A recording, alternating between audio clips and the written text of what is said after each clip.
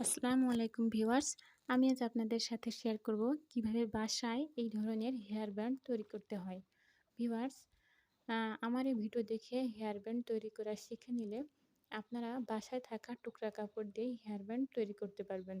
বাজার থেকে কিনে ব্যবহার করা লাগবে না।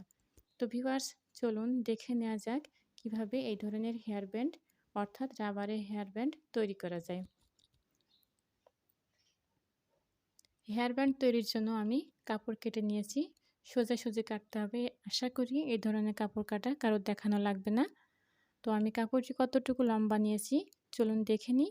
আমি কাপড়টি লম্বা নিয়েছি 20 ইঞ্চি। আপনারা চাইলে আরও 2 ইঞ্চি বেশি নিতে পারবেন। সেক্ষেত্রে কী হবে, কুচি বেশি হবে, দেখতে আরও বেশি ভালো লাগবে। আর কাপড়ের চওড়া নিয়েছি 5 ইঞ্চি।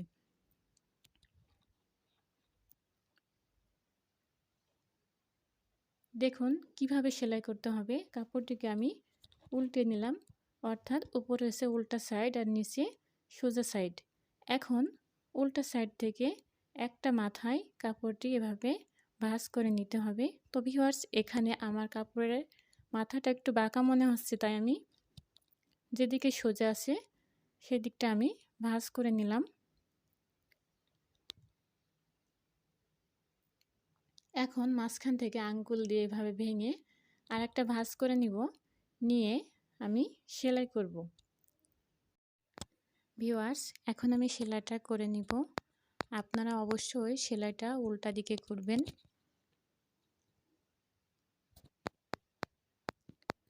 ভিউয়ার্স, আমার ভিডিওটি যদি ভালো লাগে তাহলে ভিডিওতে লাইক দিবেন আর চ্যানেলটিকে সাবস্ক্রাইব করে রাখবেন, তাহলে এমন অনেক ভিডিও আপনার কাছে পৌঁছে যাবে।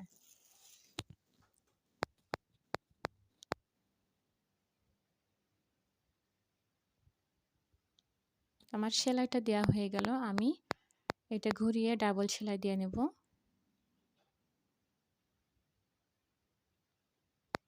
সেলাইটা একটু কুঁচকে ছিল, তাই হাত দিয়ে টেনে দিলাম। এখন আমি ডাবল করে সেলাইটা দিয়ে নিচ্ছি।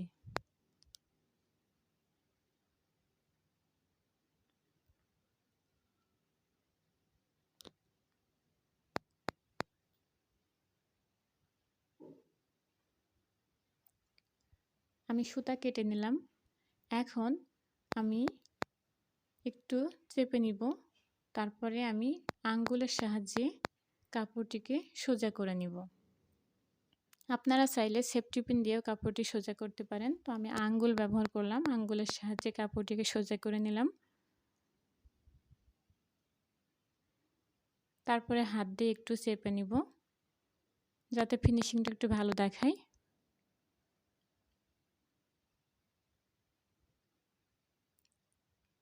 এবার আমি রাবার কেটে নিব। দেখুন আমি চিকন রাবারগুলো ব্যবহার করছি।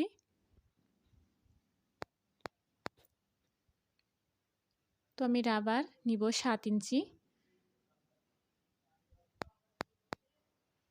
7 ইঞ্চি পরিমাণ রাবার আমি কেটে নিলাম। এখন আমি সেফটি পিন দিয়ে রাবারটিকে ব্যান্ডের মধ্যে ঢোকাবো।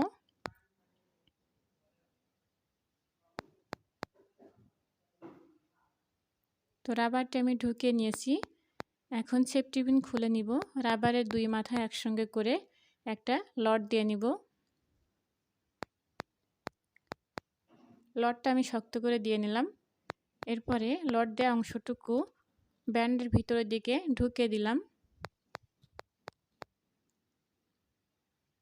এখন যে মাথায় আমি ভাঁজ করেছিলাম সেই মাথাটা উপরের দিকে রাখবো, আর যেটা আমি ভাঁজ করি নাই সেই মাথাটা ভাঁজ করা মাথার ভিতরে ঢুকিয়ে দিব।